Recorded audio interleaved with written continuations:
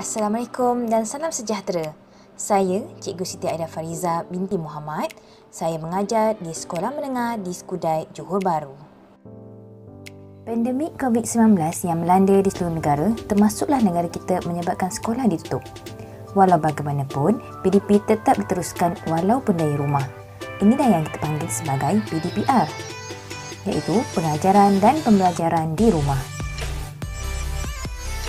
Pendekatan PDPR yang saya gunakan adalah secara dalam talian. Pembelajaran dalam talian yang saya gunakan ialah Google Meet dan Telegram Voice Chat untuk bertemu dan berhubung dengan mereka secara maya.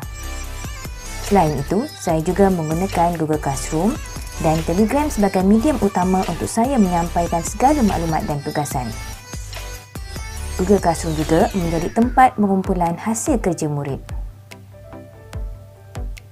Untuk menjadikan tugasan dan latihan lebih menarik dan interaktif, pelbagai medium saya gunakan seperti Quizy, Google Form, Live Worksheet dan juga WordWall.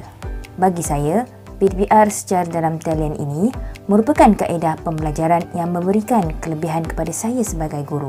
Pembelajaran secara atas talian merupakan pembelajaran alah baru seiring dengan perubahan masa dan kemajuan teknologi masa kini. Pelbagai aplikasi yang saya gunakan supaya PDPR saya lebih menarik dan yang paling penting dapat menarik lebih ramai murid mengikuti PDPR dan terlibat secara aktif. Antaranya, saya menggunakan Jamboard, Canva dan Breakout Rooms.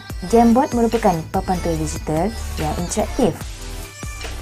Penggunaan Jamboard dapat memberi peluang pelajar berkongsi idea dan bekerjasama menyiapkan tugasan.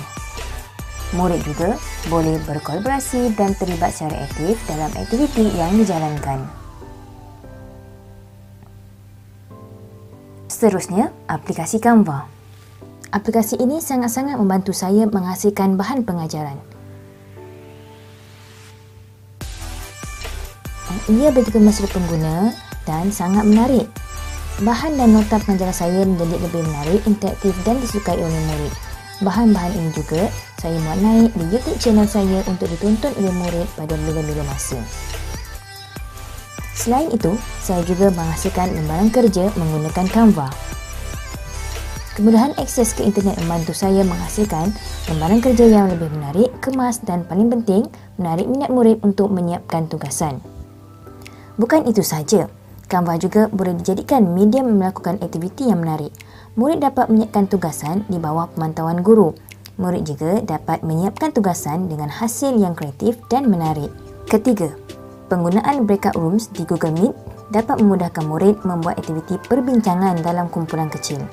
Guru pula dapat memantau aktiviti dalam setiap kumpulan. Memang menarik. Dengan adanya breakout rooms ini, murid dapat menyiapkan tugasan kumpulan, melaksanakan pembentangan, sekaligus perbincangan dan penandaan dapat dilaksanakan. Kaedah pelaksanaan pentaksiran bilik darjah PPD adalah melalui kaedah yang pelbagai mengikut kesesuaian aktiviti dan SP yang ingin saya taksir. Antaranya, aktiviti perbincangan, membuat pembentangan, menyiapkan tugasan, soal jawab dan sebagainya.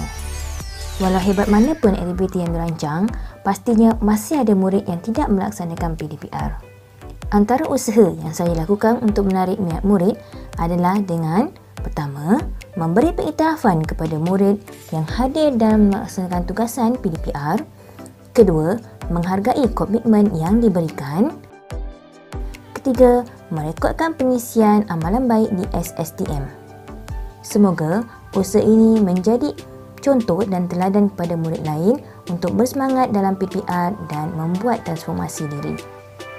Pendekatan yang saya lakukan bagi murid yang tidak mengikuti PDPR ataupun murid yang tercil pula ialah memberi latihan secara offline, mengenal pasti masalah mereka, menghantar mesej secara broadcast, memberitahu kepada ibu bapa, memaklumkan kepada kaunselor untuk tindakan yang seterusnya. Walau banyak mana pun cabaran, ini bukan alasan. Sebagai seorang guru, saya harus berusaha untuk memastikan semua murid saya dapat mengikuti PDPR. Semoga perkongsian saya ini dapat menjadi inspirasi kepada mereka yang lain. Terima kasih.